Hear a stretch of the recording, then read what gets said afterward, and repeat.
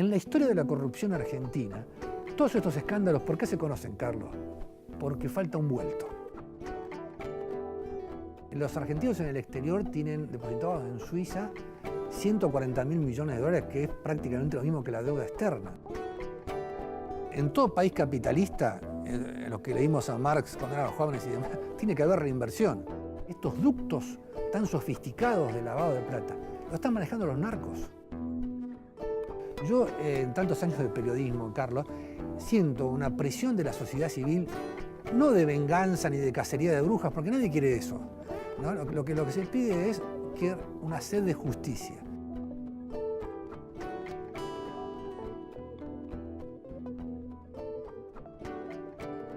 Hola, bienvenidos. Gracias, como siempre, por acompañarnos. Les propongo hoy, en la clase de hoy, un viaje. Y en un viaje extraño porque el paisaje que vamos a ver somos nosotros mismos como sociedad. Nos vamos a ver reflejados en lo que vamos a contar.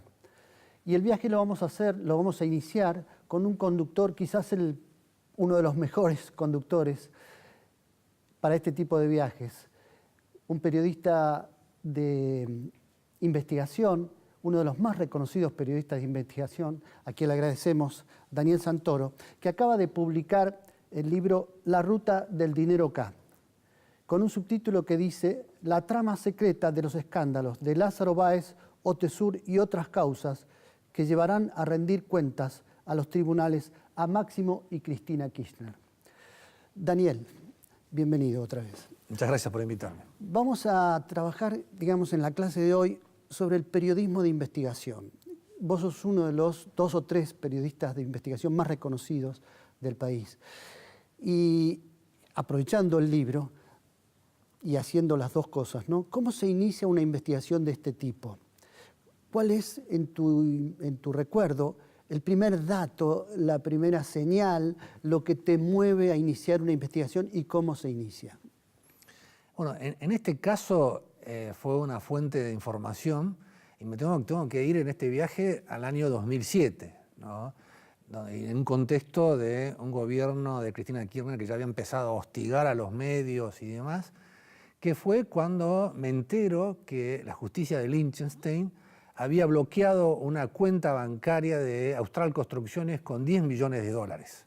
Ahora bien, ¿cómo te enterás de eso? ¿Cómo llega ese dato a vos? A mí me lo contó una fuente de tribunales, yo averigüé en Cancillería que no me querían contestar nada sobre esto, después entrevisté a la diputada Carrió y la diputada Carrió tenía información mucho más elaborada y era una historia realmente, una empresa que recién se había constituido, que aparecía con 10 millones de dólares en Liechtenstein, que habían salido del Banco Macro de la Argentina, habían ido a un paraíso fiscal en el Caribe, habían pasado por unas empresas británicas y habían terminado en Liechtenstein, que es un pequeño principado que está dentro de Suiza, ¿no? Y en ese momento yo me acuerdo que después la diputada Carrió dijo Lázaro Báez es Néstor Kirchner y salieron a decir que estaba loca, que era todo mentira. Ella después hizo una denuncia por asociación ilícita contra Néstor Kirchner, Lázaro Báez, Cristina Kirchner, Cristóbal López, digamos. Y ese fue ese arranque en solitario, porque digamos, es como todo este camino tuvo momentos de impacto, momentos de olvido, momentos en que volvió a crecer, ¿no? Bueno, recibís ese dato. ¿Cómo se pone en movimiento la maquinaria de un equipo de investigación? ¿Sos vos solo? ¿Había otra gente? Estamos hablando de la redacción del diario Clarín. Sí, en ese momento estaba yo solo. Lo que hice fue, obviamente, consultar a mis fuentes en tribunales. Había una denuncia la denuncia que formuló Carrió ante el juez Ercolini. Consulté a fuentes en tribunales, el fiscal hizo el requerimiento de instrucción, consulté al fiscal y finalmente la diputada Carrió después aportó, que estaba oculto en Cancillería, un exhorto del juez, de Liechtenstein, que estaba toda la operación. Lo que hice ahí fue preguntarle a un experto en lavado de dinero, ¿no? Porque es una cosa compleja, ¿no? Porque había un banco en las Islas Caimán, había empresas constituidas en Gran Bretaña, hay una base de datos en Gran Bretaña que es parecida a lo que nosotros tenemos acá, que es un organismo parecido a la Inspección General de Justicia, que es el registro de empresas, donde bueno, fuimos ahí, las empresas realmente existían, nos fuimos dando cuenta que era verosímil todos estos datos que habían apareciendo. Bueno, una vez que llegó la resolución del juez era mucho más sencillo y mucho más... Pero en ese momento era difícil porque era un gobierno muy hostil hacia la prensa. Lo que me llamó la atención en ese momento era que cuando yo tenía cuando publiqué la primera noticia de este caso, empezaron a llamar ministros, a aparecerme gente preocupada por un tema de ¿por qué tanta preocupación del gobierno? ¿No? Años después me di cuenta... Porque en principio era una empresa privada, que le aparecían cuentas, que le aparecían fondos, pero era una empresa privada. Era una empresa privada, Austral Pero Construcción. que tenía sus beneficios, los recibía de los contratos por hacer obra pública. Claro, acá dice, toda la película completa de esta ruta desde el 2007 hasta el 2015, estabas hablando de 650 millones de dólares que Néstor y Cristina Kirchner le dieron en concepto de contratos de obra pública a Austral Construcciones y el resto de las empresas que forman el conglomerado que maneja el Lázaro Báez. Pero este caso tenía otro ingrediente que me ayudó a ir a Santa Fe, porque lo que hace el juez de Lynch es decirle, bueno, usted tiene 10 millones de dólares, dígame el origen de esa plata. Entonces apareció un contrato donde, que decía que Austral Construcciones había sido intermediaria para vender 100 motoniveladoras chinas al gobierno de Santa Fe, que en ese momento era un gobierno peronista. Entonces empezó otra búsqueda, hablé con el gobierno de Santa Fe, hablé con la oposición, que había dicho que efectivamente había habido una licitación, que la empresa Caterpillar de Estados Unidos había perdido, había ganado una empresa china, digamos. Eran otros elementos que obviamente sostenían las sospechas, las dudas que había sobre esta primera operación que se había detectado de Lázaro Báez, ¿no? Hay una duda. Liechtenstein pregunta de dónde vienen cómo generalmente los paraísos fiscales no preguntan de dónde vienen los fondos.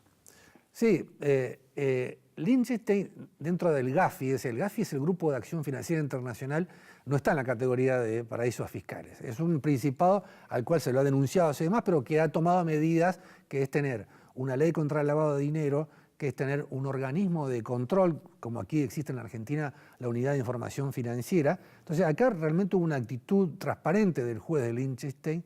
La respuesta de Argentina fue muy dudosa, por esto, primero, que el origen era un contrato con una empresa china, segundo, que la Cancillería retrasó la respuesta a Liechtenstein. Entonces, esto me daba la idea de que había una historia mucho más grande de la que nosotros creíamos. Eso fue el arranque de la investigación. Después también, es cierto, permitimos una sola cosa, Carlos, que en este caso, la ruta del dinero acá, yo no soy el único que la investigó. Hay aportes de La Nación, aportes de Perfil, aportes de la diputada Carrió, la diputada Ocaña. En el último año, la diputada Stolbizer. Es como que hemos convergido, hay una convergencia de periodistas y de diputados en ese momento de la oposición que han logrado obviamente armar este rompecabezas complejo que era la ruta del dinero acá, ¿no? Claro, cuando uno piensa en el periodismo de investigación, tiene que pensar en eso, que es la movilización de una noticia, es la que provoca que otros ONG, organizaciones, diputados, gente interesada o involucrada en el tema que tiene algo para aportar, finalmente constituye casi todo un grupo de investigación. Yo creo que sí, obviamente sin colaborar entre nosotros porque competimos, ¿no? Claro. Clarín compite con La Nación y Perfil, pero esto yo creo que es una de las características que tiene el periodismo en la Argentina, ¿no? Comparado con otros gobiernos neopopulistas, no lo digo desde el punto de vista descalificativo, sino bueno, los gobiernos de Venezuela, de Bolivia, de Ecuador, de Nicaragua, tenían características parecidas, pero no existió en estos países un periodismo con tanto vigor, ¿no? Un periodismo que, pese a que nos insultaban, nos amenazaban con juicio, ¿no? Nos intervenían, nos pinchaban los teléfonos, lo que todos sufrimos en ese momento. Yo no me pongo en el papel de víctima, solamente hago un diagnóstico de lo que pasaba. Todo este conjunto de, incluso también algunos fiscales y algunos jueces, porque obviamente no es toda la justicia que estuvo adormecida o que aceptaba las presiones del kirchnerismo. Hay un sector de la sociedad argentina que reaccionó y que resistió, ¿no? Cuando decías que se publicó la primera noticia, notaste que algo pasaba por las reacciones. ¿Qué tuviste? ¿Presiones, amenazas, extorsiones, advertencias? No, que por ejemplo me llamó un ministro para preguntarme por este caso, que la dimensión del caso y todo lo demás. Y yo le comenté, nadie pudo desmentir nada, obviamente existía el bloqueo de la cuenta de Lázaro Báez, existían todos estos datos que había ¿Se puede señalado. saber el nombre del ministro que te llamó? Era una consulta off the record, así que prefiero todavía ser fiel a ese tipo de cosas, pero... Aunque ya no está en el cargo, supongo. No, ya no está en el cargo, es un ex ministro que estaba en ese momento. Digamos, porque esto fue en el 2007, digamos, la llamada guerra con Clarín empezó en el año 2008 con el conflicto con el campo, donde obviamente ahí prácticamente, excepto el ministro Randazzo y algún otro, nadie nos contestaba a los periodistas que trabajábamos en los medios privados, como Clarín o La Nación, nadie nos contestaba los teléfonos, ¿no? Ni los voceros. Era una situación muy difícil, ¿no? ¿Cuándo fue que se produjo entonces aquello de los juicios populares que le hicieron algunos periodistas en Plaza de Mayo? Había afiches pegados en el centro de Buenos Aires. Creo que en uno de esos afiches estaba tu imagen, ¿no? Sí, sí, sí. Eso fue en el año 2011, que fue con el caso de las madres de Plaza de Mayo y Joclender, que cuando nos llegó la punta de esa investigación, que la trajo Nicolás Pizzi, un joven y realmente un talentoso periodista de Clarín, que le trajo la información que un policía le había contado que hubo una pelea entre los hermanos Joclender por plata y que había una denuncia en una comisaría, ¿no? Entonces empezamos a tirar del piolismo, se pelearon, efectivamente estaba la pelea entre los Joclender, la plata era de la Fundación de las Madres de Plaza de Mayo, y después empezamos a ver que Joclender, que había salido de la cárcel por un parricidio, es decir, cuando en el tema del parricidio vos no tenés derecho a los bienes de tus padres, porque la familia Joclender no tenía un peso y empezaba a acumular, empezamos a ver cheques, empresas, propiedades inmuebles, y ahí tuvimos un dilema, ¿no? Porque estuvimos discutiendo varias semanas si publicábamos o no, porque para nosotros las madres de Plaza de Mayo eran unas vacas sagradas de la política, ¿no? Eran las primeras que habían enfrentado a la dictadura y demás, pero después la magnitud era tanta la plata que se había manejado que decidimos publicarlo. Y a partir de ahí salió ese afiche donde estaba la cara de Van der Kooi, Marcelo Bonelli, Morales Solá, un afiche anónimo, ¿no? Como en la época de la AAA. Y después, obviamente, aparecieron las madres de Plaza Mayo, hicieron un juicio público con periodistas de otra generación, una generación mayor a la mía, donde pusieron las caras de ellos en Plaza de Mayo. Y a mí lo que más me dolió que los hijos de algunos militantes escupían la cara de los periodistas. Realmente, este método de escrache, que para mí es un método del fascismo, no tiene nada que ver con las reglas de la convivencia de la democracia, ¿no?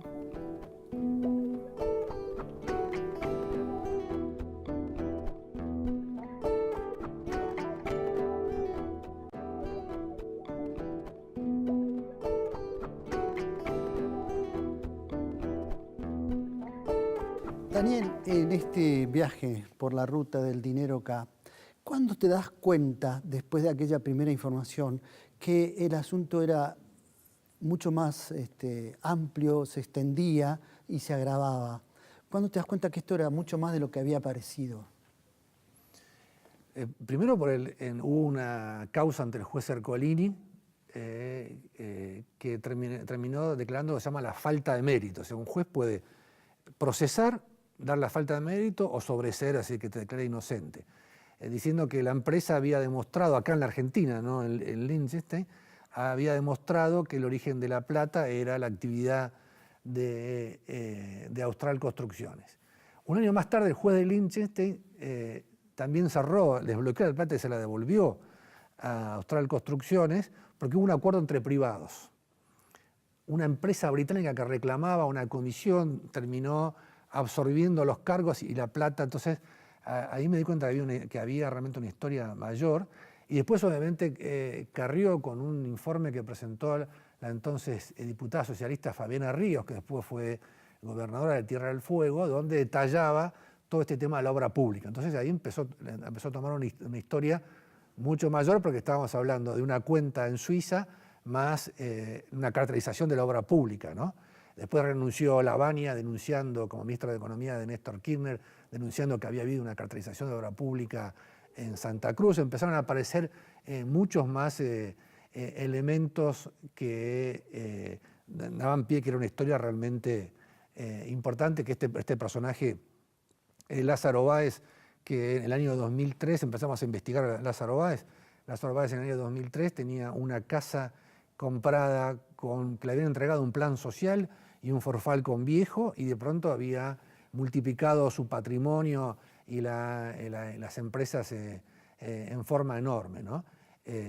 Todas esas son las cosas que nos dan la idea de que había un personaje, Lázaro Báez, había plata dando vueltas por medio que merecía que investigáramos más, pese a los obstáculos que había, ¿no? Claro, porque además en ese momento, ya en el 2008, se desata el conflicto entre el gobierno y Clarín, y desde Clarín, digamos, me imagino yo que esas investigaciones se empiezan a complicar porque se te cierran fuentes, aunque aparecen otras. Sí, ahí, excepto un par de ministros, dejaron de contestar los teléfonos los voceros, no tuvimos otro mecanismo que usamos nosotros es utilizar el decreto de acceso a la información pública, el decreto 1172.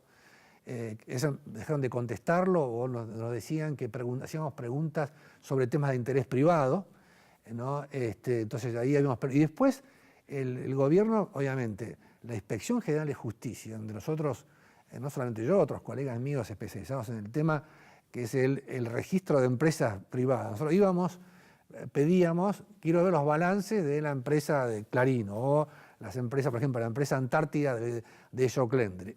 Y vos esperabas una semana, pagabas una tarifa y te daban el balance. Y en la Inspección General de Justicia, que fue designado un dirigente de la Cámpora, hicieron dos cosas. Por un lado, dijeron que había que demostrar el interés legítimo, entonces los periodistas no podíamos acceder a una base de registro de empresa, que es una cosa accesible. Y después le echaron a Silvina Martínez, que ahora es la asesora de la diputada Margarita Stolbizer, que era una que obviamente se había negado a ocultar la información de estas empresas que aparecían alrededor de Lázaro Báez o alrededor de Joclender y demás. Entonces era una cuestión, la ley que había prometido Cristina Kirchner, la ley de acceso a la información pública, que había prometido cuando era senadora, nunca salió. Entonces recién ahora hay un debate para tratar de que los periodistas y toda la ciudadanía tengamos esa herramienta para poder acceder a los datos públicos, ¿no?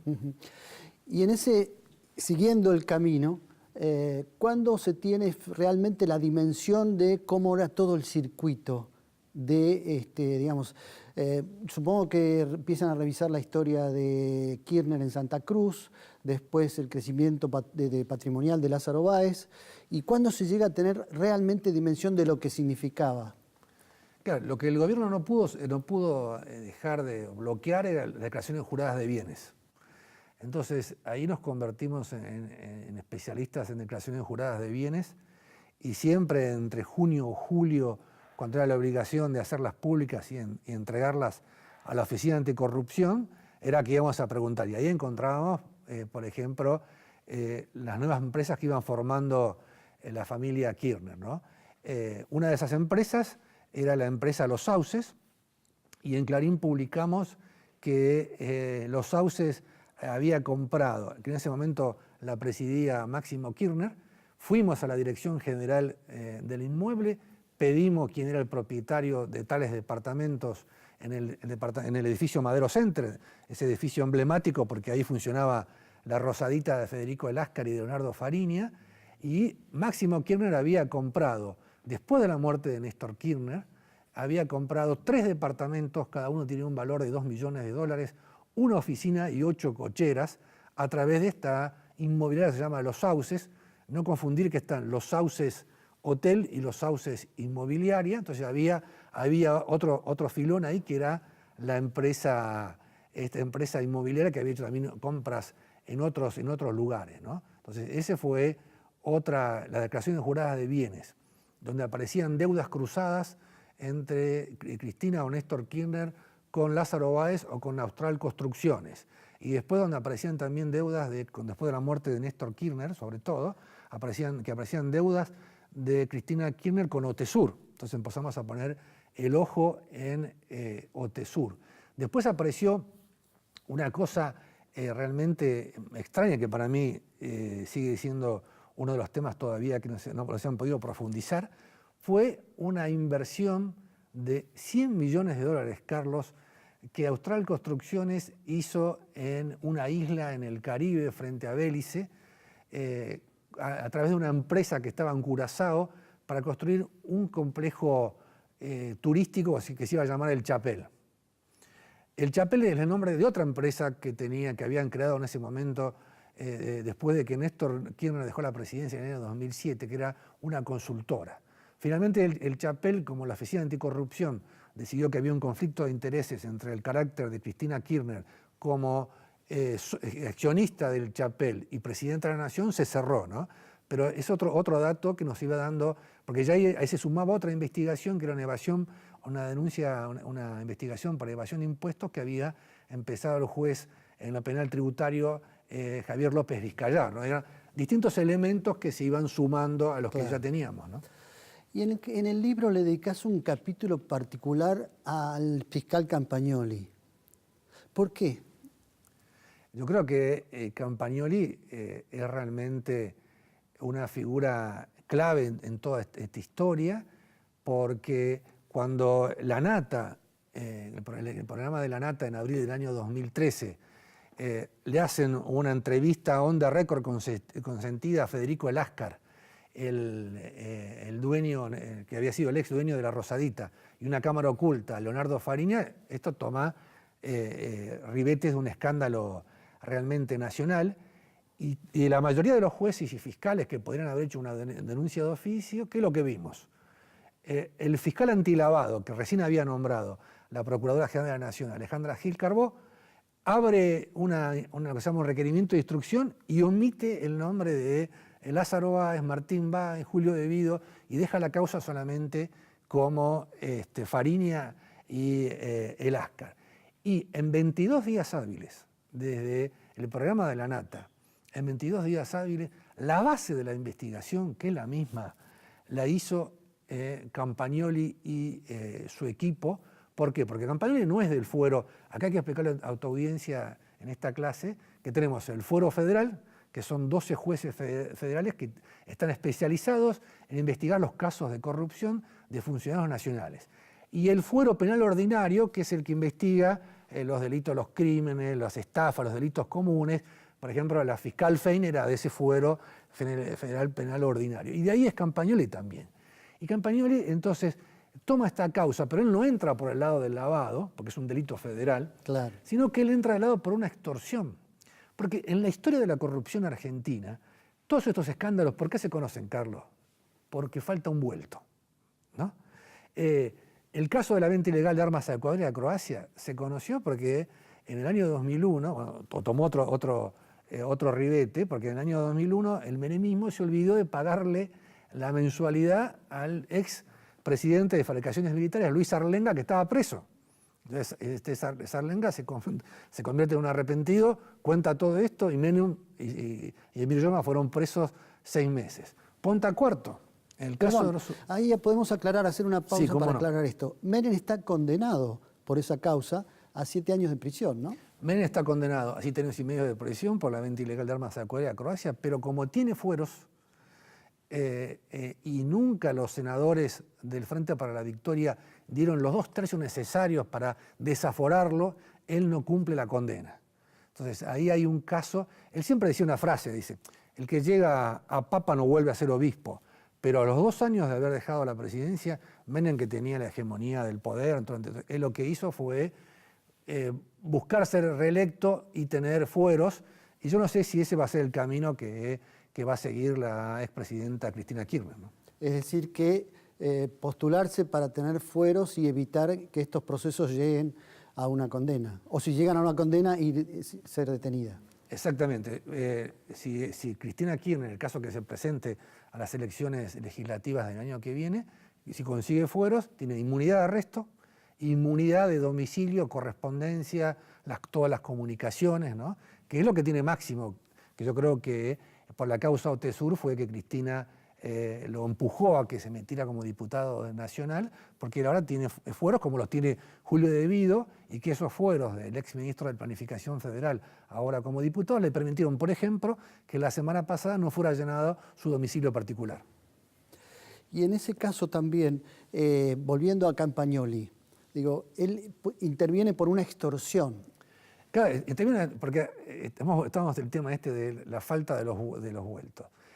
El tema es, para mí, es que hubo una estructura de lavado de dinero mientras vivió Néstor Kirchner, que es Néstor Clarence, Ducler y demás. Hubo otra estructura durante 6 meses que la manejó el dúo dinámico, Leonardo Fariña y el Ascar, que manejaron millones de dólares en 6 meses, que engañaron a un montón de personas. Fariña pasó de comer hamburguesas y viajar en bondi a casarse con Karina Jelinek en esa fastuosa fiesta que todos los argentinos recomendamos. Pero entonces cuando Lázaro Báez se da cuenta que están robando plata a él, plata negra, es que él ordena comprar la Rosadita. Y mediante presiones le sacan la Rosadita a el Ascar, le prometen 1,5 millones de pesos y solamente le pagan la mitad. El Ascar se va en un exilio voluntario a Miami durante 1 año. Perdón, ¿1,5 millones de pesos o de dólares? Dólares. Dije, 1,5 millones de dólares. Se va y después no le pagan esa mitad y ya la Rosadita queda en manos de Pérez Gadín, Martín Báez, y eso, el video que vimos en Telenoche es ese periodo, que es el tercer periodo de la Rosadita, que es desde mediados del 2011 hasta el programa de La Nata, donde Pérez Gadín y Martín Báez manejan la Rosadita y lo vemos contando a plata. Entonces, él reclama 750.000 dólares. El Ascar. El Ascar, y lo va a ver a Barrio Nuevo. Y Barrio Nuevo, cuando vio esa historia... A Luis Barrio Nuevo, el dirigente sindical gastronómico. Lo va a ver y cuando ve esto se da cuenta que tiene una bomba política, ¿no? Porque él le pedía que llamara, que como él era peronista, que hablara con Lázaro Báez para que le pagaran la plata. Sí, le dijo, pibe. Y lo que hizo fue conectarlo con el programa de Jorge Lanata. Bueno, Lanata tomó esa punta y hizo una investigación enorme con todas las consecuencias, pero todo era porque le dejaron de pagar 750.000 dólares, ¿no?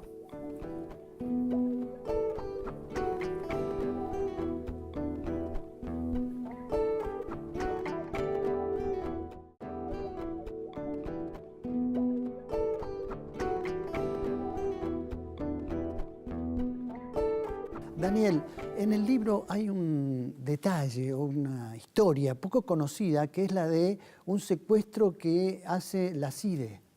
Sí, eso es realmente yo creo que... ¿Y cómo se relaciona con la ruta del dinero acá?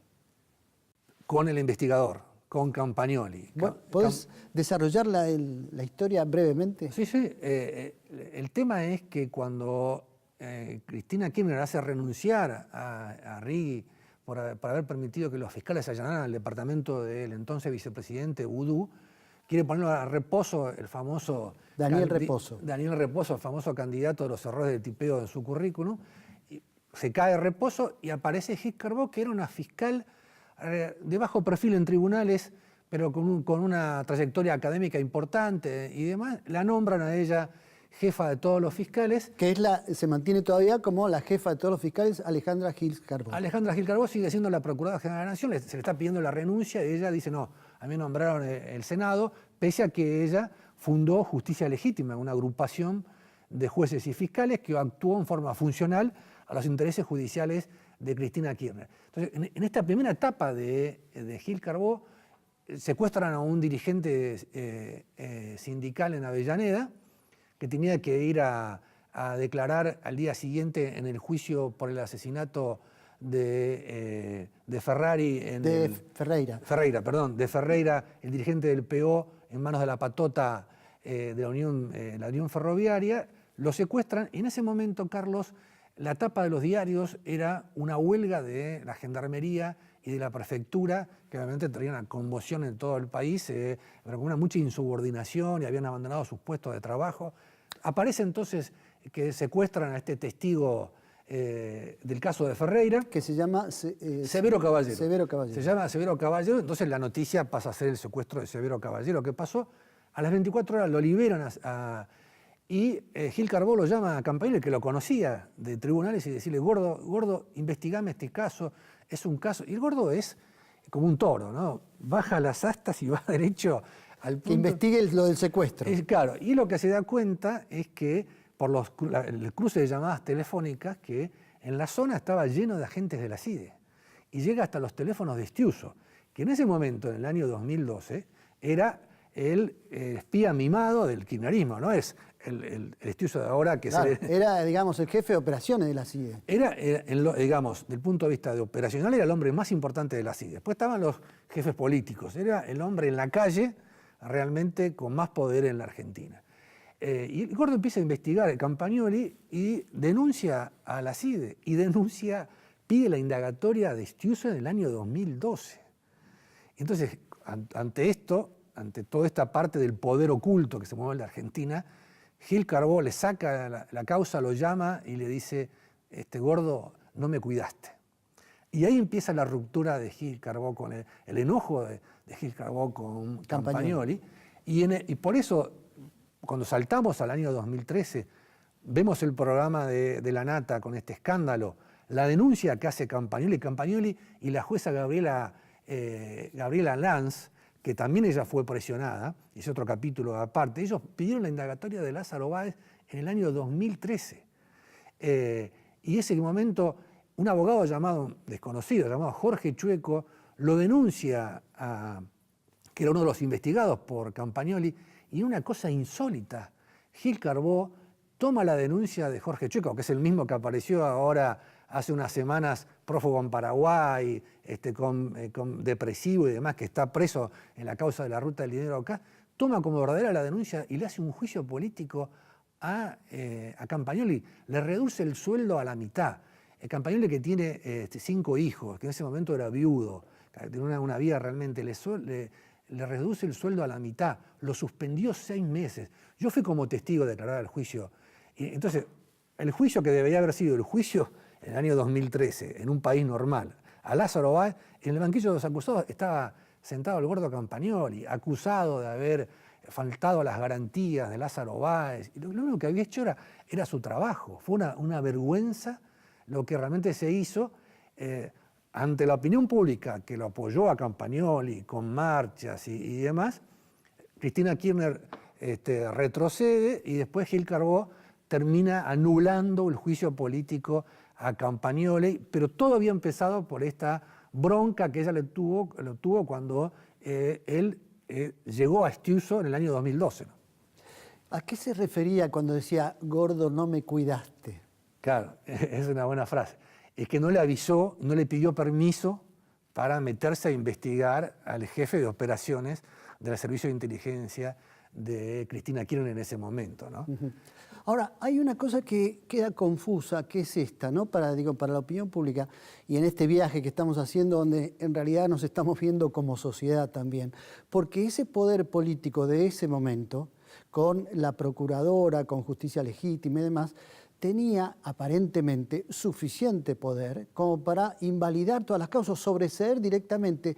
Si se los hubiera sobreseído a Báez en ese momento, ya no se lo hubiera podido volver a juzgar por la misma causa. ¿Qué pasó que no se interrumpieron los procesos? Primero, que apareció un fenómeno como Campagnoli, un fenómeno como la jueza Gabriela Lanz. A la jueza Gabriela Lanz le hicieron un juicio político porque ella es novia de un condenado por narcotráfico que se llama Coto de apellido, en el caso de las manzanas blancas. No se encontró ninguna prueba de que compartieran cuentas bancarias ni complicidad, es un hecho que pasó hace años atrás y todo lo demás. A la jueza Gabriela Lanz le mandaron a gente de la CIDE, abogados, porque en ese momento había una legión de abogados contratados por la CIDE que iban por tribunales, y la jueza tuvo la valentía de llamar a indagatoria. ¿Qué pasó después? Que como el delito no era extorsión, el delito común, sino que era un delito de lavado, la causa pasó al fuero federal y por suerte Casanelo, con todos sus errores, y Marijuán mantuvieron la causa y mantuvieron las pruebas que habían conseguido, que las sustanciales, que era la que había conseguido Campagnoli, ¿no?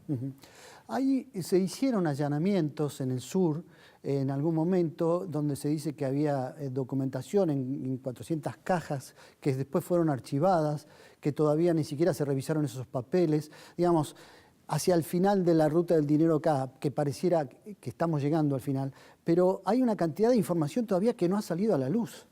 Hay muchísima información, pero eso tiene que ver con Otesur. El juez Bonadío, el año pasado, ordena en forma sorpresiva con esta causa que es una denuncia que hizo Stolbizer y que empezó por temas de irregularidades en la inscripción de la empresa Otesur, que es la dueña del Hotel Alto Calafate, y que después obviamente se amplió.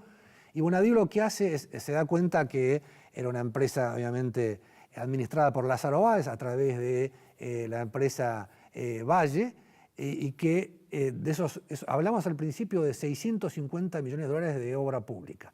6,5 millones de dólares está aprobado en la causa, volvieron al bolsillo de Lázaro Báez, fueron al bolsillo de los Kirchner en concepto de alquileres, entre comillas, del Hotel Alto Calafate, y después eso se repitió también con el Hotel Los Sauces, con el Hotel Retorno, con las oficinas acá de Madero Center. Entonces hay un modus operandi. El juez decidió hacer un operativo sin las fuerzas de seguridad federales que dependían de Aníbal Fernández y mandó en secreto a oficiales de la Policía Metropolitana. Allanó en forma simultánea 30 objetivos en el Calafate y en Río Gallegos, y ahí se trajo las cajas con documentación donde están todos estos pagos que hizo por alquileres Lázaro Báez, los endosó Máximo, los cheques por esos pagos los endosó Máximo Kirchner. Los pagos, los contratos, hay una cantidad enorme de documentación que venían en camionetas de la Policía Metropolitana de Río Gallegos por la Ruta 3. ¿Y qué pasó en la mitad del camino? La Sala 1 de la Cámara Federal le saca la causa en forma, con la velocidad de un rayo, se la saca y lo saca a Bonadío. Bonadío tenía en ese momento decidido llamar a indagatoria a Máximo para que explique lo que se conocía y lo que está en las causas, que todavía no se conoce porque la causa entró en una pelea entre jueces y finalmente la semana anterior, la Cámara Federal dijo, el juez Ercolini tiene que investigar en la causa vieja de Carrió, esa con la que empezamos esta entrevista, la causa del 2008, tiene que también investigar Otesur, y entonces empezó de nuevo todos los procedimientos en manos de otro juez, ¿no?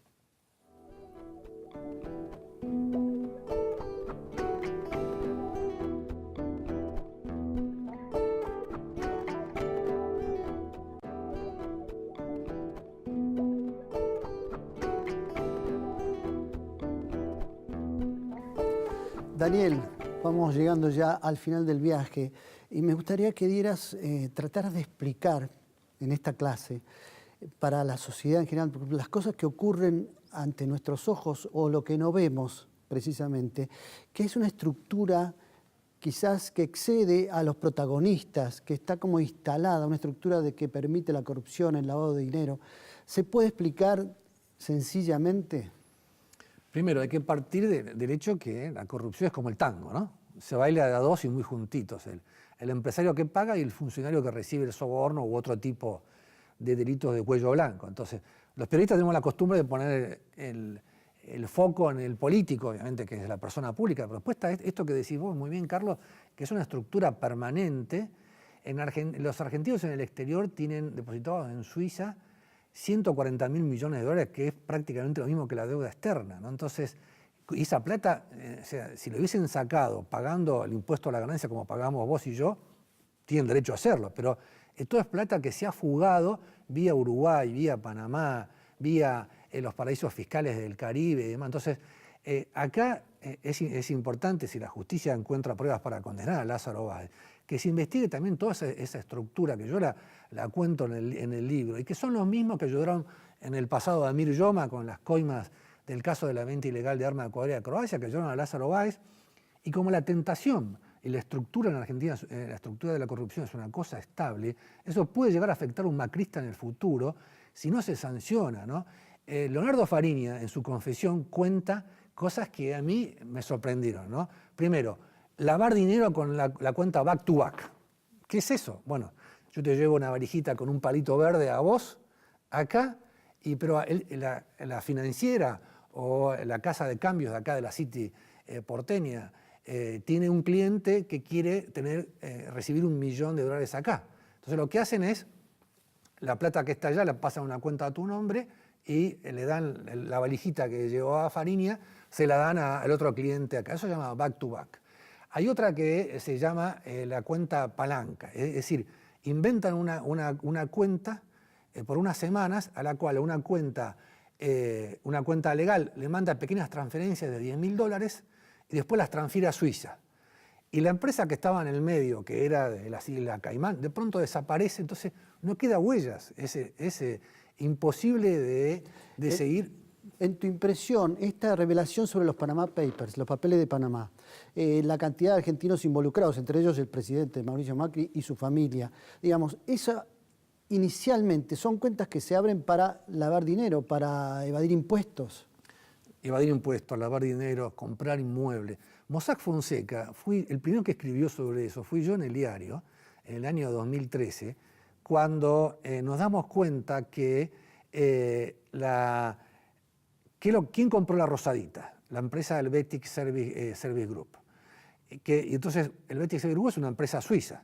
Y esta empresa suiza, además, había creado 148 empresas en Nevada, por pedido del estudio jurídico de Pedro Damiani, que es el presidente de Peñarol en Uruguay, y por intermedio del estudio de la consultora Mossack Fonseca de Panamá, habían creado 148 empresas en Nevada, que a su vez están administradas por una empresa llamada El Dine, que está en Seychelles. Fíjate lo sofisticado que es realmente todo esto, este mecanismo perfecto para lavar plata, ¿no? Entonces, esto es lo que nos lleva a la conclusión de que hay que terminar, hay que investigar esas estructuras de financiamiento, porque si no, esto va a seguir funcionando, va a seguir beneficiando a un corrupto o al otro.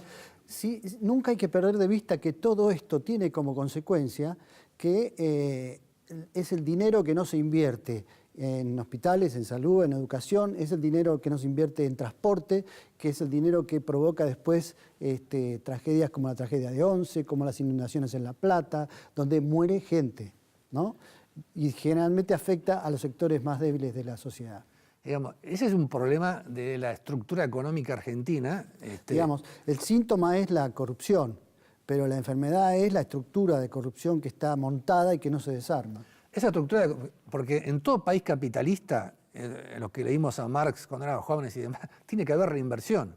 Entonces, en este país, cuando en los momentos de vacas gordas, las ganancias se las llevan al exterior, sin pagar impuestos. Entonces, las empresas, ¿qué pasa? No, ahora no tenemos plata, tenemos que echar gente. Entonces, eso es un problema estructural de la economía, que yo lo viví en carne propia, porque cuando publiqué esto en Clarín en el año 2013, que era Mossack Fonseca, que en ese momento para nosotros era un nombre completamente desconocido, vino el señor Mossack a verme al diario.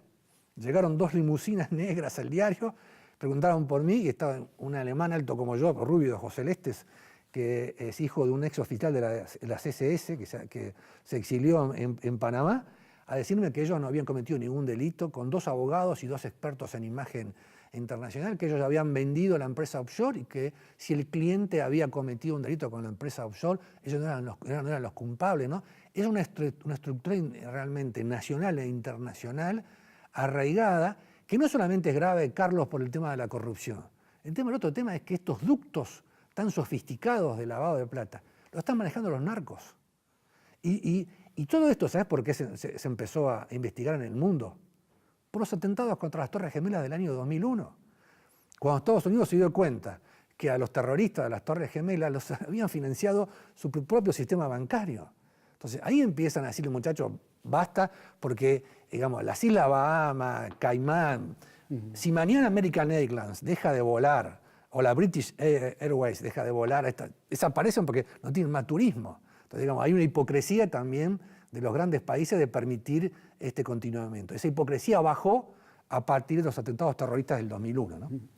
Daniel, por último, digo, hay una sensación también, digo, y estadísticas y números estadísticos que dicen que solo el 3% de las causas de corrupción llegan a juicio y terminan en alguna condena. Se supone que Baez, el caso Baez o estos juicios que se están llevando ahora, estos procesos que están llevando ahora, terminarían en el 2020, en el 2022, es decir, que dentro de muchos años y quizás ni siquiera con condenas o con condenas de cárcel. Frente a la demanda de la sociedad, de tanta necesidad de justicia, ¿cómo se compensa esa tensión que se establece entre lo que la sociedad demanda y lo que la justicia ofrece?